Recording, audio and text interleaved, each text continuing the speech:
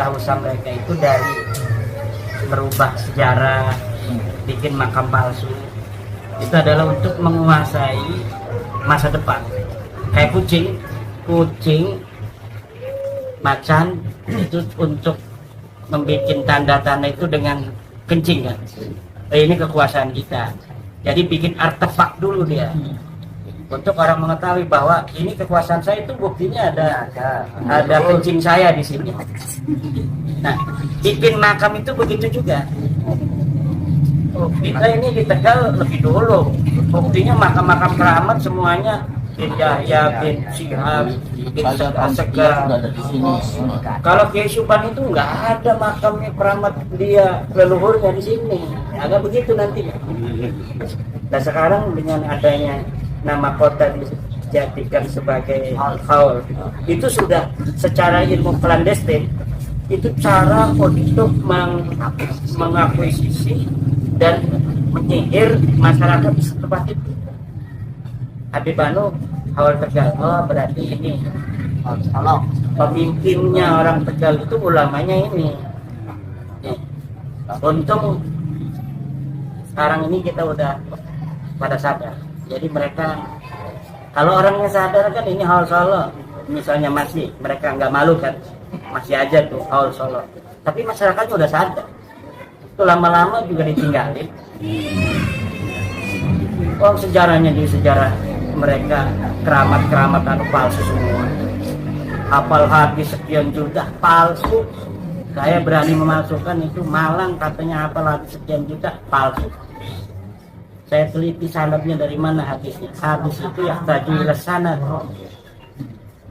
Mak mondoknya di mana nggak ada. Dia ketemu muslim di dunianya sama siapa nggak ada. Malah yang nggak ngaku-ngaku muslim yang udah pernah ketemu muslim. Saya ketemu dengan kiai yang nggak kelihatan kiai. Ternyata dia dapat sanad seluruh kitab hadis dari Syekh Yasin Pasda. Sementara orang yang tidak pernah ketemu dengan muslim di dunia, baik Al-Humari kalau dia agak tua dulu masanya, maupun Syekh Yasin Padang, maupun yang kemarin baru meninggal di Mesir, Syekh Muhammad bin Ibrahim bin Abdul Ba'is Al-Katani baru meninggal, itu muslim di dunia. Yang di Mekah.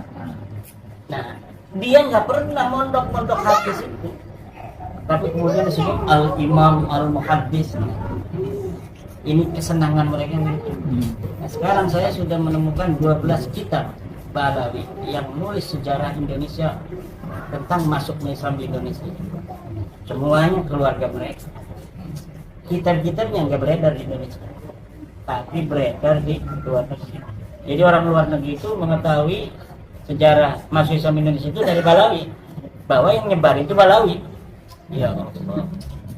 Jadi benar-benar Wali Songo dan sebelumnya itu akan menghilangkan dari peran-peran penyebaran agama Islam di Indonesia. Hebat gitu. Kok saya kadang-kadang nanya ya, kok Allah membiarkan? Kok Allah membiarkan? Bahkan di antara mereka berpuluh-puluh tahun masih kelihatan mulia. Ternyata memang Allah itu sifat Rahman Rahim, kasih sayang, istidrodnya itu kadang lama. Makanya mereka merasa benar. Orang Jawa begini, iya. Detik-detik ala Detik-detik ala ketara. Tadi yang disampaikan dengan banyak yang muafak, termasuk salah satu ulama. Iya. Tapi yang sekarang kenyataan dengan kami ketemu dengan jenengan, jadi sedikit paham karena saya ini masih di antara dua jalan. Kalau ketemu Kiai Subhan pasti mengatakan saya mau kiping. Dari wajahnya kelihatan ya. Tapi kalau ketemu dengan para habaib, Imadiyah tetap. Nah, manjilah benar manjilah kan. Dia madyun Arab setelah ketemu dengan Pak Kiai Imad, jadi kita melihat yang jam 2 ini dikit tapi masya Allah. Ya, cuman yang kami sesalkan, apakah ini tidak akan menjadikan merobek silaturahmi khususnya nanti ini dengan ngapunten, dengan munculnya seperti yang aku bilang, bentuk seperti Kiai Syarif tanpa pengetahuan jenengan. Nah, itu yang bahasa kasar seperti topol dan sebagainya kan sama dengan mereka kalau begitu. Nah, ini mungkin ini yang menjadi mohon kepada Pak Kiai biar tidak muncul ribu Syarif lagi. Cukuplah Syarif Tegal saja. Karena itu akan bikin panas daripada Nahdien. Ya itu udah 2 kali dia salah langkah. Satu di Demak, berani datang ke PCNU Demak mempertanyakan kan kenapa Banser apa itu tidak boleh datang atau tidak boleh masuk PWI kan, apa masuknya, waktu kata saya tidak boleh begitu kita kepada Banser kepada NU. Saya ini Banser nggak lulus, ikut diklaksat tapi nggak lulus nggak kuat ya. Oh pusablah. Nah, maka ketika Kiai Syarifudin itu saya kenapa ya itu ya kita tugasnya adalah kan untuk membela NU. Dia tidak sesuai dengan bahasa. Wah, kata saya kan perspektif itu namanya. Tidak boleh begitu. Kemarin lagi kita langsung bikin klarifikasi kan bahwa Kiai Syarifudin yang dikatakan tentang Islam itu tidak mewakili PWI. Karena dia tidak dapat surat mandat dari PWI untuk datang. Memang dia pengurus pusat. Bahkan dulu dia pendiri, tapi pendiri pertama udah bubar. Sekarang mah ininya baru apa namanya akte notaris baru sekarang, akte notaris baru karena pendiri pertama itu Tengku Kori, Isale udah keluar semua, Syarifudin bisa apa? Nah, itu yang mau ditanyakan itu juga. Iya. Kenapa Sang Kori begitu, Kiai? Ya nggak tahu juga saya. Lah orang macam-macam itu, tapi kalau saya tebak-tebak ya, saya nggak tahu juga artinya dia. Itu gara-gara tes DNA. Tes DNA-nya melenceng kan ya. Sedangkan kalau saya itu kan setuju tes DNA. Bahwa kalau yang ngaku turunan garis laki kepada Rasulullah harus dia sakit. Dia ngaku turunan Rasulullah kan garis laki, tapi L itu Bangladesh. Oh, Rohingya. Burma. Memang ya. Mungkin gara-gara itu mungkin ya, tapi nggak bisa nebak. Yang jelas kalau saya orang yang pernah ngobrol begini ngopi, nggak mau saya jelekkan, walaupun dia menjelekkan kita. Termasuk Kiai Qurtubi itu yang ngomong alif kadal, lah nggak mau saya seperti dia. Kenapa? Pernah ngobrol begini, pernah datang ke rumah saya. Gitu. Jadi walaupun kita berbeda, tapi kalau kita pernah dulu, mungkin kan ada manfaat yang kita ambil dari dia. Mungkin kopinya, mungkin airnya. Nah, Allah itu paling benci orang yang tidak tahu terima kasih. Orang yang pernah memberi manfaat pada kita, kemudian kita caci maki. Nah itu kalau saya nggak bisa. Karena ya biarin aja orang mau bersikap kepada kita tergantung daripada cara dia memaknai kehidupan, memaknai pertemanan. Orang dia pernah bareng dengan kita kan, naik mobil. Ya, tentunya ada aja mungkin dia memberi manfaat pada saya memberi manfaat pada dia. Yang jelas kalau saya tidak mau mengungkit-ungkit dari kebaikan yang pernah saya berikan, ya, walaupun dia ngejelek-jelekin itu Kiai Mat kalau ngajak saya paling ngasih sepatunya bisa buat beli terasi doang katanya. Juga ada apa sih manfaatnya? Kalau manfaat saya kurang tahu, masalahnya. Iya. Apa manfaatnya guys? Tidak ada jauh itu. Kongres dulu. Kiai Anik Muhammadun ketemu saya. Abdul saya Gus Solil dengan Kiai Anik. Kiai semenjak tesis Kiai itu gak ada yang main-main ke rumah saya, Habib Kiai Anik. Tapi untuk ngomong gak berani itu Kiai sepuh itu.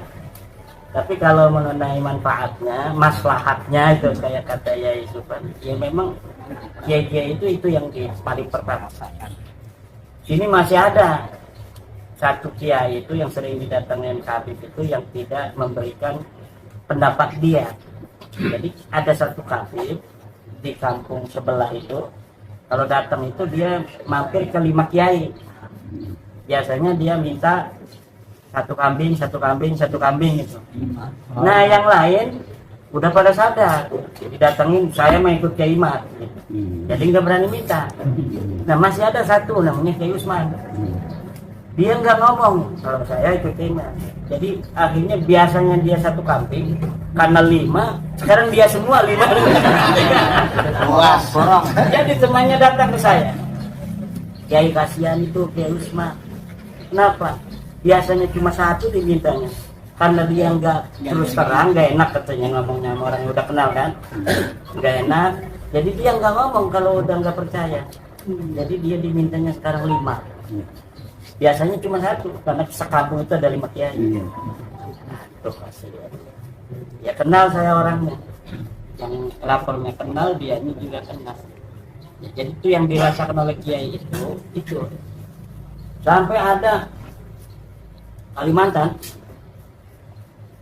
Kalau dulu di Kalimantan itu kalau ada Habib udah, kalau nggak ngasih takut walak kan.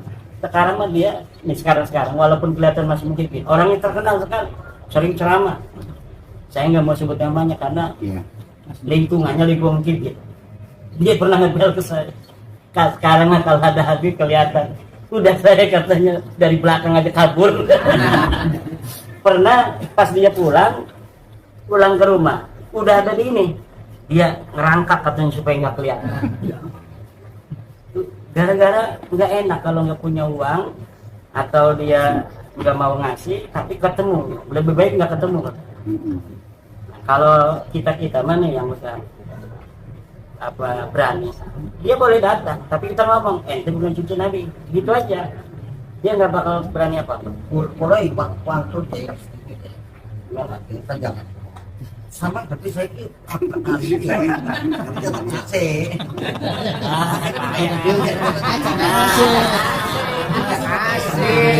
orang langsung jadi senjata mereka ulama kita dulu Hasim bahwa tetap itu nggak mempermasalahkan mengamalkan Ana datanya gitu Mbak Hasim itu yang Mbak Khalil ini dari Malaysia saya memberikan ijazah kepada yang Khalil Tarik dan kemudian untuk saat ini juga yang dipermasalahkan ketua PBNU ulama saat dia saja sudah tidak mempermasalahkan barang tetap adalah salah kalau sebelumnya, buktinya saya kan masih di dunia. Iya kan ya. Sebenarnya kalau sekarang lagi sensus, ulama-ulama itu banyakan mana yang percaya nggak? 90% udah nggak percaya. Yang masih duduk sama Habib jadi mukibin pun artinya nggak percaya. Cuma ada keterkaitan yang dia nggak bisa ngomong begitu. Kayak Abu Thalib lah, zaman dulu itu. Abu Thalib kepada Nabi gitu. Iya, nggak enak. Ya tinggalin aja, udah jelas. Kalau dulu ya itu zamannya Mbak Hasim, zaman Mbak Khalil memberikan ijazah iya,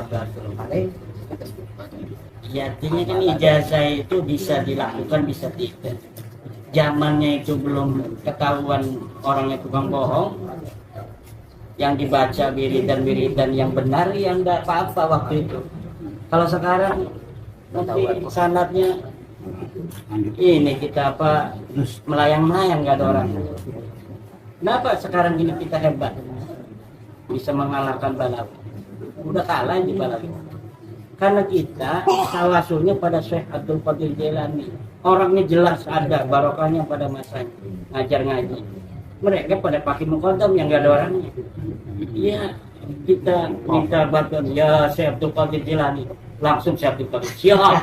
Sekarang kata dia, pakai muqaddam. Ya dong. Ya salah udah ya. Nah orang kita minta. Tapi ada kayak Habib, ya ada yang kita. Dari Subhan itu imannya sudah begal.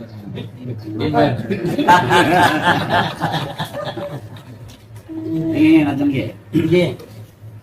Saya ini kan dari kampung ya. Banyak kiai-kiai yang di desa-desa yang sudah dulu ngajari orang-orang, tapi harganya lebih rendah dibanding mereka itu sekarang. Ini karena hari ini saya pribadi mendapatkan ilmu yang lebih jelas, walaupun kemarin ya sudah jelas, tapi ini lebih jelas karena langsung dari sumbernya. Bagaimana dengan agar tidak terlalu lambat, ada sistem apa memang dari kiai apa dari mana, bahwa kiai-kiai pondok itu ada 1-2 yang izinnya diberi ada waktu apa bentuk seminar kecil-kecilan atau gimana, sehingga mereka itu rasa tanggung jawab dari pesantrennya itu sendiri nanti untuk bisa mengedukasi kepada murid-muridnya, intinya kepada santri-santrinya. Karena sebenarnya seperti yang disampaikan oleh Bapak itu, Pak Kiai, tadi masih banyak kiai-kiai di kampung-kampung itu katakanlah masih baru dalam hal ini. Iya. Sehingga lagi kalau nulis memang kitab. kalau memang itu ya memang yang ditulis itu sudah jelas, cuma kan mereka tidak semua itu memiliki dan tidak mau membaca. Jadi biasanya gini, saya yang orang yang di desa, saya sebagai santri atau kiai kecil itu akan makmum kepada guru saya, sedangkan guru saya itu biasanya karena doktrin kami dulu itu Solo nggak usah banyak-banyak ngaji, kiai-kiai terlalu banyak biar tidak bingung, sehingga akhirnya kan kadang-kadang gurunya cuma satu. Nah guru satu itu guru yang mendoktrin, kan malah repot lagi.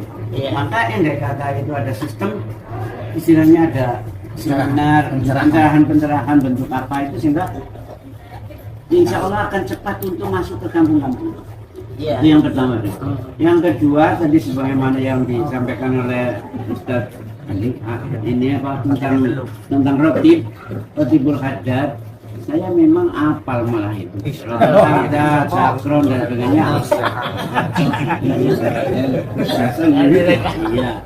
Tapi setelah informasinya seperti ini tidak tersambung kemana, sehingga iya saya malah sementara karena Rotibul Haddad itu katanya yang menyusun adalah ulang besar Imam Rifai, saya malah tambah ila ruhi Imam Rifai wa usnaihi wa uburuhim. Saya tinggal ya, tapi kan saya akan menyampaikan kepada keluarga teman-teman, mudah dihapus saja kan nggak enak, memang kan begitu. Nah itu saya mohon Rotibul Haddad itu kalau memang jelas bahwa itu dari Imam Rifai, coba disusun Imam Rifai dan saya siapa terus bisa kami ini insya Allah akan terima itu. Masa saya lebih senang karena memang ada menghasilkan tersambung kepada sana. Kemudian lagi ini kitab Sulamut Taufik saya juga kaget karena dari Ploso itu Kiai menyatakan bahwa kalau tidak percaya maka sanadnya tidak nyambung karena Sulamut Taufik yang ngarang adalah Halawi. Ternyata kok tidak. Itu mohon disusun lagi dan sebagainya yang lebih jelas. Dan kami yang pegangan untuk pencerahan. Iya. Kemudian Sulamut Taufik itu di sana kalau ada orang halal muharraman atau haram halalan itu murtad. Tapi ternyata yang halal diharamkan kalau ada seorang laki-laki yang bukan mereka jiwa dengan muhibbahnya mereka, itu hukumnya haram, nikahnya tidak sah, amal ibadahnya itu tidak diterima, dan harus wajib mengembalikan keperawanannya. Apa itu tidak tergolong kalau menurut Sulam Taufik ini? Apa tidak berarti halala menghalalala. Berarti kalau begitu ya itu saya murtad ya. Saya kan ada murtad ya dengan teman-temannya ratu juga barangkali kiai-kiai tiga apa. Nah itu makanya itu perlu juga disusun lagi misalnya terima kasih. Mana Sama persis. Isinya sudah pertama dan Abdullah Alawi Al-Haddad itu Alawi. Jadi orang yang sejarahnya direbut juga. Karena Al-Haddad itu ada Al-Yafi'i di Karim itu. Ada Ba'alawi. Kebiasaan dari mereka yang suka ngambil-ngambil sejarah orang itu menjadi saya ragu kalau itu Ba'alawi. Karena ada Haddad Al-Yafi'i, ada Haddad Ba'alawi. Cuma yang bagus-bagus biasanya mereka ambil. Akhirnya sejarahnya kemudian dibalikan. Karena kalau Haddad Ba'alawi itu dalam buku-buku Ba'alawi disebutkan dia sejak bayi buta. Orang yang buta sejak bayi itu apakah bisa dia ngarang kitab? Ngarang kitab kan perlu menulis. Apakah hanya mendikte gitu dia mengarang kitab? Jadi agak kurang masuk kalau misalnya itu. Cuma saya belum dapat sebuah fakta ilmiah melalui kitab. Tapi saya udah telusuri hanya bahwa yang saya dapatkan baru bahwa Al-Haddad itu ada 3. Yang satu Al-Yafi'i yang di Tarim itu dengan Al-Ba'alawi, yang satu lagi di Son'a Al-Haddad yang biasa bukan dari klan-klan yang ada di Tarim. Saya melihat dari kitab Risalatul Mu'awanah itu tidak ada la yusamu minhu at-ta'ali alal ghair. Jadi tidak dicium ada kesombongan dalam kitab Risalatul Mu'awanah. Beda dengan kitabnya Abdurrahman Al-Mansur, kitab yang sering jadiin Basul Masail itu, Rugiatul Musassirin. Memang dari awal bagus, tapi di ujungnya itu meninggikan Ba'alawi di atas semua ulama. Haram menikah dengan para orang-orang syarifah itu adanya di situ. Kemudian diambil oleh Utsman bin Yahya dan difatwakan di Indonesia oleh Utsman bin Yahya. Tapi kalau di Risalatul Mu'awanah, satunya lagi An-Nasaihud Diniyah, ada lagi apa itu tidak tercium aroma kesombongan. Itu kitabnya Abdullah Al-Haddad. Nah, maka saya curiga bahwa dia bukan Ba'alawi. Dan dia memanggil Ba'alawi ikhwatuna Ba'alawi. Ikhwanuna Ba'alawi.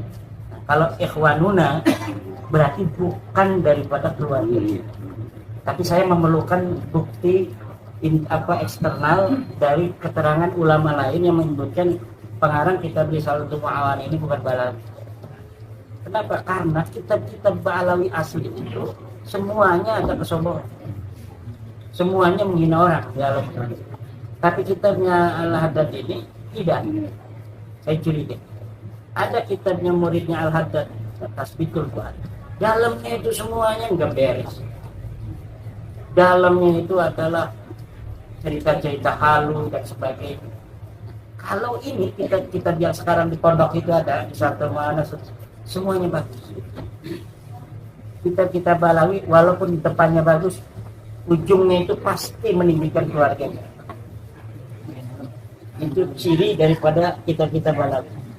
Semuanya Al-Masra'ur Rawi, Durarul Baha'ud Dawi, kitab Al-Juz'ul Latif Abdullah Al-Idrus, kitab Syarhul Ainiyah. Semuanya hanya menerangkan kehebatan keluarga yang orangnya fiktif itu. Yang orangnya fiktif, misalnya saya nih, pengen dihapus sebagai turunan Hamengkubuwono. Bikin nama kita hafal 3 sampai kakek. Sananya itu kita bikin nama sampai Hamengkubuwono. Hanya nama-nama saja. Ketika diverifikasi di Jogja ternyata Nggak ada Hamengkubuwono II tidak punya anak namanya Samlawi. Oh ada dalam data saya. Saya bikin bukunya. Hamengkubuwono misalnya hidup tahun 1500 atau 1700. Saya bikin kitab karya Pangeran Segoro Ireng tahun 1700. Ini buktinya. Tapi tidak sesuai dengan kitab-kitab lain 1700 yang mengatakan Hamengkubuwono ini nggak punya anak namanya Samlawi. Terserah. Pas dites DNA sama Sultan Hamengkubuwono, saya dengan Sultan Hamengkubuwono, DNA-nya beda. Ya udah ini Balawi ini DNA-nya udah jelas. Jangankan dia ini orang keturunan Nabi, orang Arab itu yang paling kuat secara penelitian modern.